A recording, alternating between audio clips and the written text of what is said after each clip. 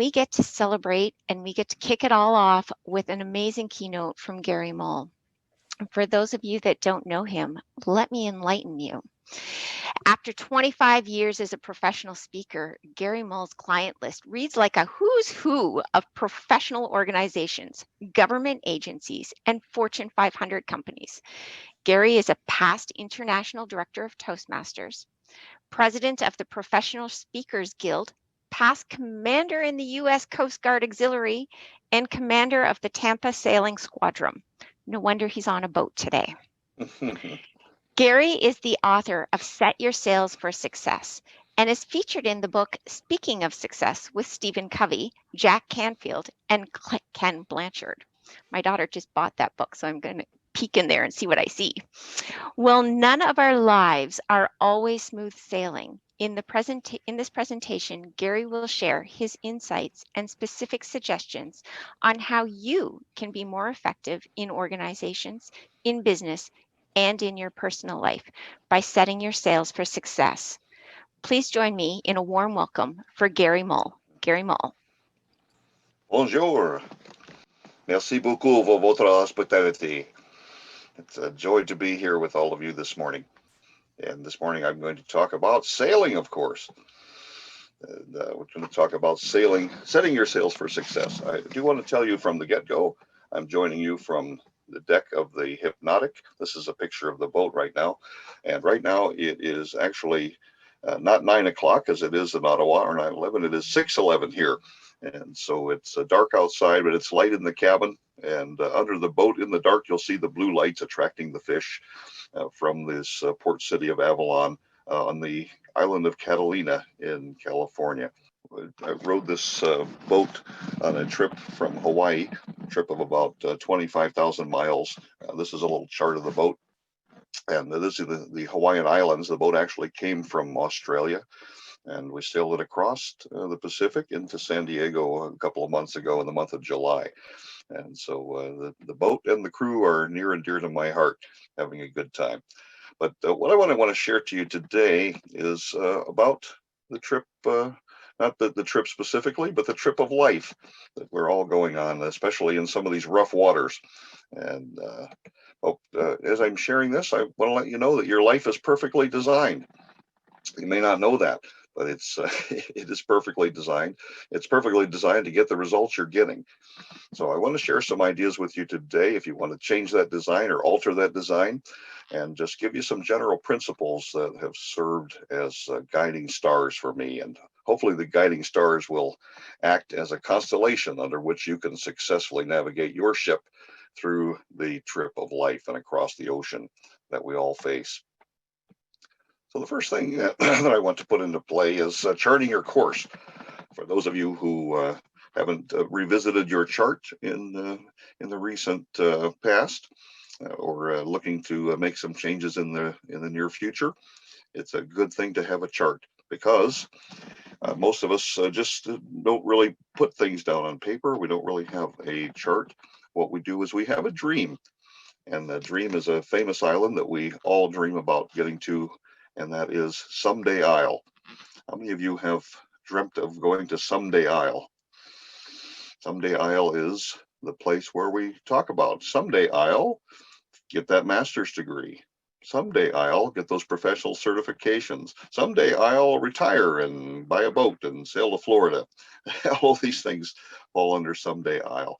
The problem with Someday I'll is it just exists as a dream. It doesn't exist as reality. So how do we make that jump from Someday I'll into making our trip a reality? Well, let's talk about some of those steps. First of all, the famous quote from the Cheshire Cat, if you remember him from Alice in Wonderland: if you don't know where you're going, what? Any boat will get you there, right? Or any road will get you there if you happen to be on land. The quote I like better is one from David Starr Jordan: the world will step aside and let pass anyone who knows where they're going. In other words, if you know where you're going, you have a better chance of getting there. Now, there's times that you take the boat out and you drift, and sometimes you just take it out for fun, and that's good. But in the long term, it's kind of a nice thing to be able to view the port and get into a port that is safe. Just remember, for every rich and bustling port, There's 1,000 miles of rocky coastline. And if you just let the boat drift all the time, you're just as likely or much more likely to run into that rocky coastline and have difficulties as to get to someplace that you'll actually enjoy the trip. So the first step in that is something that worked very well for me and something that works very well for thousands and thousands of people, is to have a vision. And you need to set your goals in each area. And it's not enough just to have general goals. I want to make more money. Well, that's good. I want to be healthy. Well, that's good too. But if you sit down and write specific goals, you are much more likely to reach them. It would be like me getting on a boat saying, yeah, I want to go someplace in California. Rather than doing that, I said, well, I want to get to Avalon. And so you set the goal specifically using a chart, and off you go. In life, it's an important thing, for me anyway, to use a vision board. And for those who've not had the opportunity to use a vision board, you can start with a big piece of cardboard. You can start with a small piece of cardboard, or you can do it on the computer, but I found it better if you do it in a tactile way. So you take some old magazines, preferably ones that you don't need to return to the library, and you take a pair of scissors and cut out the pictures that appeal to you or that represent some places or things that you'd like to do.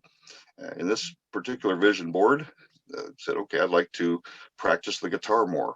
I'd like to travel to just some different places. I'd like to go on adventures. Or maybe you see some words that you like. I like the word brave. I like the word adventure. I like the word Hawaii. So take those words, take those pictures, and physically paste them on the board with a glue stick, and look at that board every day. Meditate on that and think about how you're going to get there as a second step, not necessarily the first step when you put them on. This is a brainstorming operation. And go into the brainstorm and say, and you know what, things will come to your mind that you may not have thought of before. They may come out of nowhere. It wasn't my particular goal to go to Hawaii and sail across to California, but I did. It wasn't a particular goal to sail down the coast when I went to Florida, but I did. Eventually, you'll come to the conclusion that these are the goals I want to achieve, or sometimes you'll remove things from your vision board as your thoughts and your dreams progress, and you can add additional things that make you happy. So a vision board is a very important and powerful tool, and you'll be actually very surprised. When I was district governor, I did a vision board as to where I wanted to see my district progress. And according to the statistics coming from Toastmasters International, we were slated to grow by 3 clubs. I thought, well, that's an admirable goal. I'd like to see our district grow by 3 clubs. But you know what? I think based on the statistics and some of the opportunities we have, I think we could grow by 16. And of course, that was the big audacious goal, the big hairy audacious goal at that time. I just threw that number out there. And I said, you know, to grow by 16, we're probably going to lose a few through attrition. Perhaps we should set a goal of building 20 clubs, which had never been done before in our district's 50-year history. Guess how many clubs that we built while I was district governor? We built 20 clubs and we grew by 16. So it was just I think that a lot of that was the exercise of putting it out there and that big audacious goal on the vision board. And then you can figure out how you're going to do that later on. So once you have the vision, this is where we go through preparation. And preparation can involve a lot of things. If you want that promotion, perhaps you need to get the certificate to get the promotion. Perhaps you need to get more experience.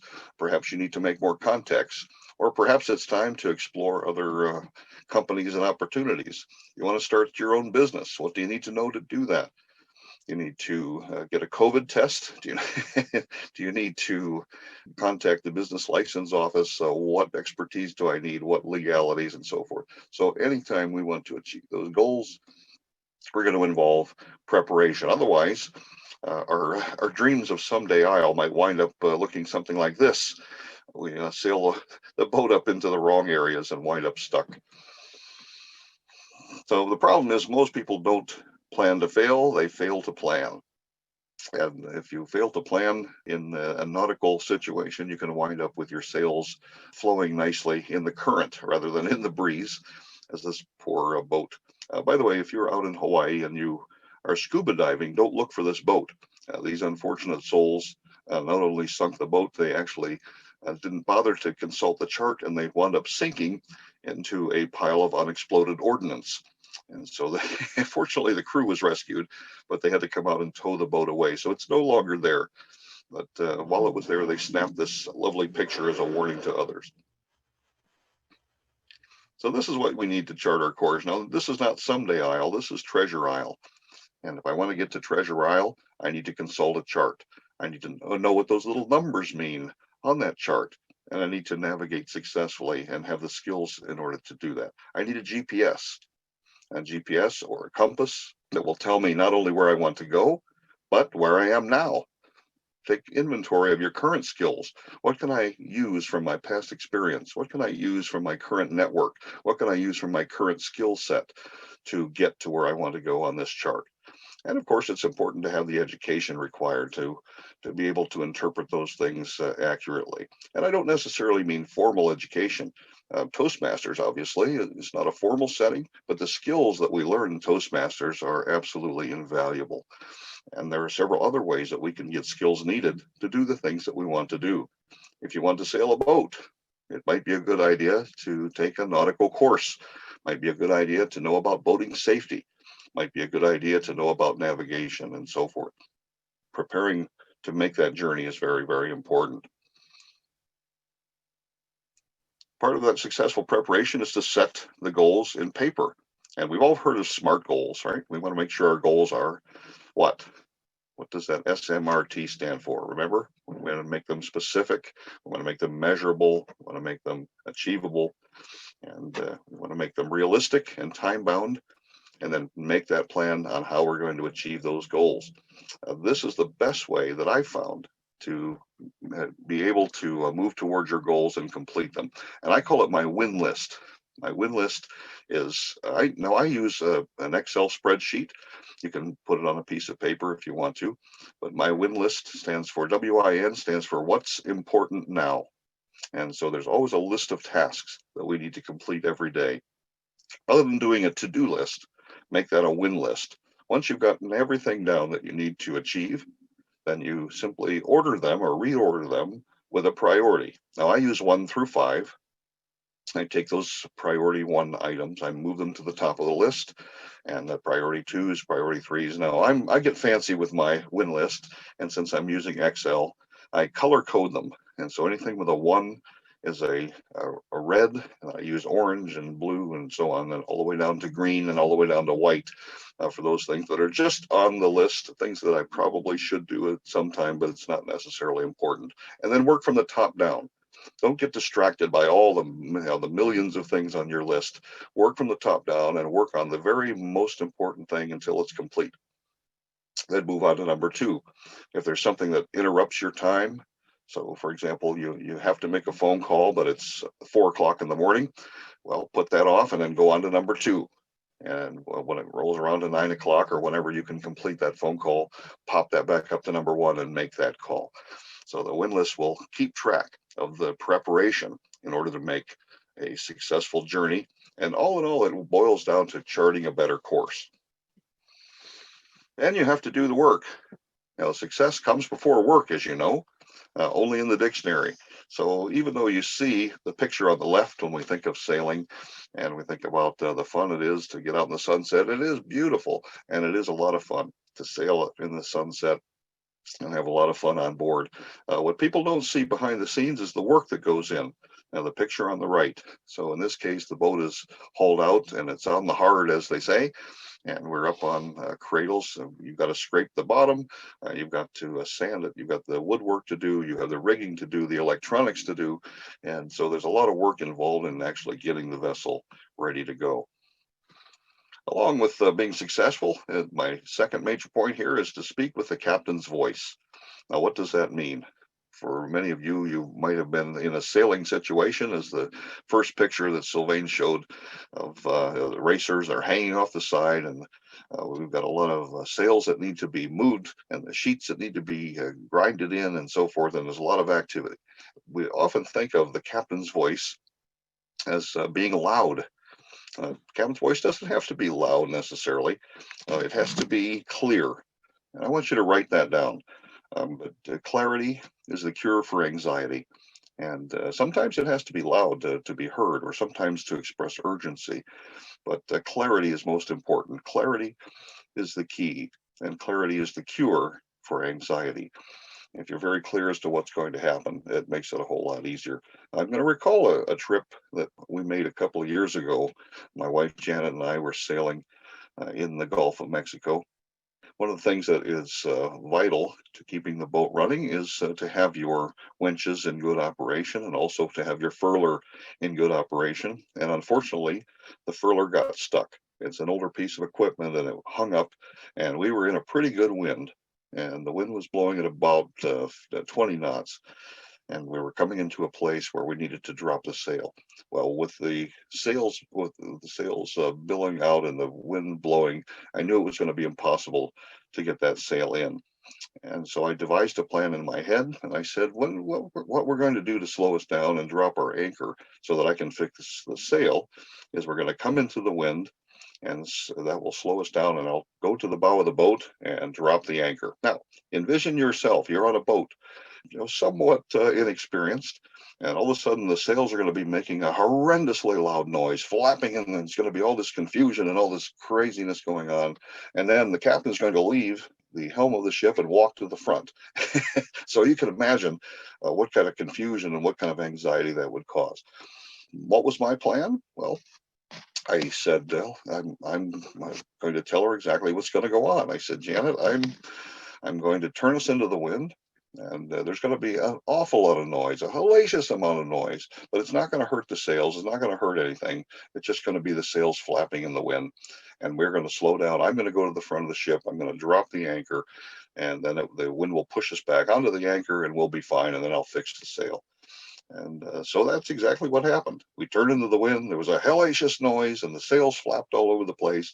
And I went forward. I dropped the anchor. We drifted back on it, and then I was able to repair the furler, and we were back under sail. But so giving those instructions in advance provided the clarity that she needed to not freak out and jump overboard and promise never to sail with me again. So clarity is the cure for anxiety. There are also magic words that we can use. Clarity is very important in our everyday life as well as in sailing. There are magic words that we can make things happen, and it's just a great way to communicate with other people. For example, a key phrase, and you can write this down: what can I do to help you be successful? What can I do to help you be successful? And really, as a leader, that's your job, is to help others be successful so the organization can be successful. And people see that you're there to help them accomplish that mission, it will go a lot more smoothly. Another magic phrase that you can use is you're doing great. Can you do that much more? What you have done is good. Can you do that much more? And don't use the word but. The word but should be stricken from your vocabulary at this point. People always take a variation of this that's far less enticing. And they say, well, you did good, but you didn't do this part of it. Or you did good, but you left out this. And that anything after the word but is usually negated in the person's mind because they see it coming and they say, oh no, here we go. It's somebody complaining about something I did. But if you say, hey, what you did was great. Can you do this much more? That's going to work a whole lot better for you. So those are magic words. And of course, please and thank you and all those things that mom and dad taught us as we were growing up. It's always good to do that. Better to ask than demand, even as the captain. When you're on my boat, rather than saying, do this and wind this, and sometimes you have to do those things in an emergency. But most of the time I say, would you wrap that sheet around the winch, please? Thank you. It just kind of keeps things on an even keel. So that's all involved in speaking with the captain's voice. Clear communication, and use those magic words. You'll get better results. And the next thing is to set your sails. Now, the first thing is to have the courage to set your sails. Sometimes we have dreams, things that we want to do, but we don't take that first step because we worry about failure. And as Zig Ziglar likes to say, obstacles are the things that we see when we take our eyes off of our goals. But having the courage to take that very first step So in other words, when you're putting that win list together, figure out what is the first step that I need to take. So if I decide, I need to go back and get my master's degree, what's the first step I want to take? Well, I'm going to put on my win list, I need to call my local college and get the information, or I need to get on the internet and research that and order some information from the college. Everything has a first step. Journey of 1,000 miles, as they say, begins with a single step. And the same with sailing 1,000 miles. It begins with getting on that boat, stepping your foot in there. So you have to have the courage to do that, which is not always easy. Risk, they say that the greater the adversity, the brighter the light of opportunity. And sometimes that's true. On the other hand, mistakes are important too, because it could be that the purpose of your life is just to serve as a warning to others. So you need to achieve that purpose. But in all seriousness, beyond being a warning to others, we learn from our mistakes. So we need to be anxious to make those mistakes. The faster we can make those mistakes and recover from those mistakes, the faster we can move on to achieving our goals.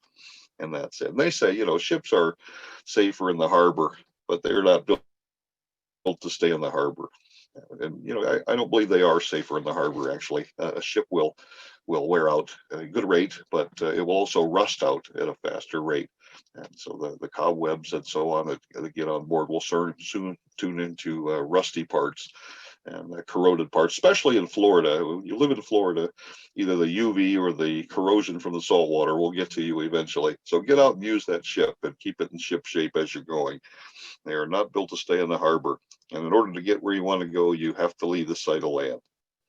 To do this, you have to take a little risk. I mentioned my wife sails with me, my wife Janet, who I snatched from Canada, kidnapped her, brought her to the States about 9 years ago. And we met at the Ottawa Convention, by the way. And so good things come from Toastmasters besides good communication skills. Sometimes you can meet the love of your life. And actually at the same conference, my good friend John Rich, who is also from Canada, from District 60, I believe, at the time, he also met his lovely wife, Sonia, at the same conference in Ottawa. So fond memories of District 61 and the Ottawa conference especially. A short time after we met, we were dating for some time, we jumped in the boat. I convinced her to hop on board, and we came down the east coast of the United States, across the Okeechobee Waterway, and into Florida. So do you think that involved a little bit of risk? Certainly on her part, and just jumping on a boat and heading to Florida, but even getting on the boat and sailing on the ocean for the first time, a little bit scary, but wound up in some very good results. And I hope she would share that opinion. So take a little risk in order to achieve those goals. The nice thing about setting a sail is, the wind doesn't always blow from the same direction, nor at the same speed, nor does it blow from the place that you want to go. And so you need to adjust those sails. And the same thing with life. The wind does not blow from a good direction all the time. Sometimes it will blow from a direction that will challenge us. And the key to meeting those obstacles is to have a good attitude. So if the person cuts us off in traffic, don't react as they would and stick that driving finger out the window and signal to them. Wave hello with all 5 fingers and keep a positive attitude, which can be tough to do. When obstacles seem to get in our way, find a way to get around them. Keep that positive attitude. It will serve you very, very well. It would do me no good to sit on the dock and shake my fist at the clouds. Because you know what, the wind doesn't really care where I want to go. I have to take the wind and use the wind to get to the proper direction. So the same thing happens in life. So we need to chart our course. We need to have our clear communication, and we need to set our sails. So how do we go about using a positive attitude? What do we take from this? So what are some action steps that we can take? Well, first of all, we need to start the chart. Okay, we need to sit down and make that win list and figure out where it is we want to go. Do some brainstorming, have that vision, create the vision board, figure out how we're going to get there. Sail away from someday I'll. All those things that we say, someday I'll do this. Make a positive, even one step in that direction. Maybe it's just going to a website to get the information. Maybe it's just making a phone call. Maybe it's talking to an individual. We need to sail away from someday I'll, and then keep a positive attitude, develop those communication skills, which thankfully we're already doing through the Toastmasters organization. But keeping a positive attitude, here are some specific action steps that I think will help you. Once we have our vision board, once we've done our win list, we start doing things, we start encountering those obstacles. One thing that helps me is to keep a sticky note on your mirror at your bedside, or maybe in the bathroom when you get up to brush your teeth. Put a sticky note on there with the word attitude, just to remind us to keep a smile on our faces and go through life positively encountering people, positively encountering situations. Not going to be possible in all cases, but it certainly will help. The next thing is something called a little bit of ink. A little bit of ink can help. For those of you who keep a journal, you probably know the benefits of keeping that journal. If you write everything down, it really has a great effect in keeping a positive attitude and to keeping mental clarity in situations. And then the benefit of that as well is you can go back and look at it later on. I am not a journal person. I keep little notes here and there, and I have ideas periodically, and I write them down and I make little notes. My wife Janet is a wonderful journaler, and she keeps impeccable notes on things as we go through the water. We took the trip that I mentioned earlier down the coast. She obviously took great notes. So we came from Hawaii to San Diego and several other trips that we've made to the Dry Tortugas and the Bahamas and so on. So we can go back in those journals and relive the experience, which brings a lot of joy, but it also brings peace in the process to do that.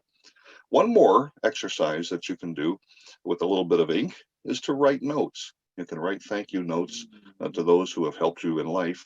Write thank you notes to people who have meant a lot to you as a mentor and those sorts of things.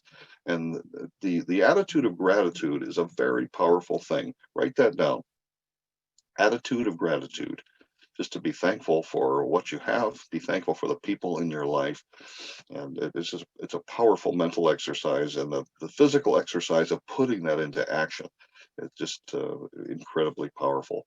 And then finally, if you don't want to exhaust your little bit of ink or the lead in your pencil, you can do exercises with your utensil. And I want everybody to try this.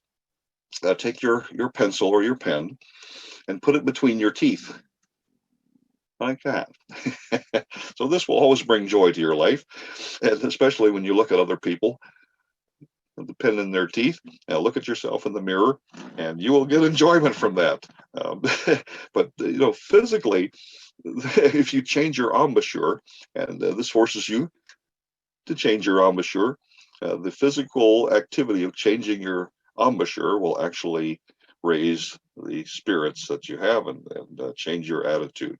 So if you can't use the pen to write a journal, you can't use a pen to write thank you notes, stick it in your teeth and then walk around. And as you greet people throughout the day, I guarantee you'll get smiles in return, in addition to the embouchure change.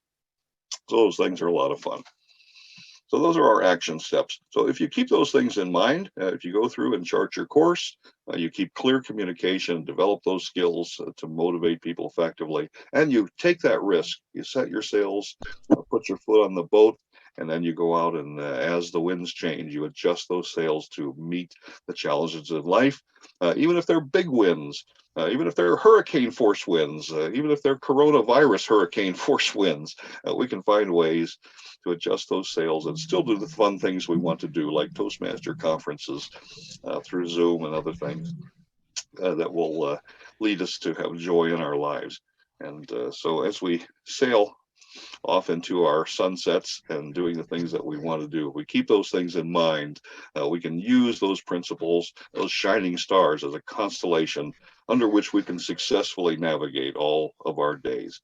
So I would encourage you, fellow Toastmasters, to not just set your sails, but set your sails for success. That was amazing. I think my pen is still going and I'm writing all of these notes down, and you get excited and you don't know where to go. And I'm watching the chat and I'm listening to you and all of these things, and they're great reminders of the simple things in life can make such a big difference. And when you mentioned, writing down those little things of gratitude, and It reminds me, I've got 2 kids, and sometimes they have bad dreams, and we started these gratitude books, and there's a lot of warm cookies in our gratitude books, but it's all of those amazing things in life that we take for granted that we need to be thankful for, and the people in our life that we need to be thankful for. Watching all of the things, the vision board coming up, the fail to plan, plan to fail, and all of that. And I think those were great takeaways for us. And Gary, oh my God, thank you for sharing that. When Simon said you're going to love his message, I'm like, okay, I love your message. And I hope everybody else on this call felt the same way as we did, because it really was enlightening, and and so many great takeaways that are life-changing, simple, easy to do, and yet it's just a matter of stepping forward and doing them. Normally at this point, we would present you with all of this lavish gifts and hugs and all of this cheer. So take it virtually, because I think we should unmute ourselves and give a big round of applause. So everybody. Well done, Gary. Thank you. Great stuff. Yeah. So, Well, well, and thank you for that. I'm going to give you a view out my port window here. I don't know if you can see that. That's not a virtual background. That's the, at the casino at Avalon. The sun is just coming up here, and it's going to be a beautiful day. I'm so happy I got to share it with you today. It means a lot, and great to see so many familiar faces, new faces as well. So thank you for this opportunity. Excellent. So great to have you with us.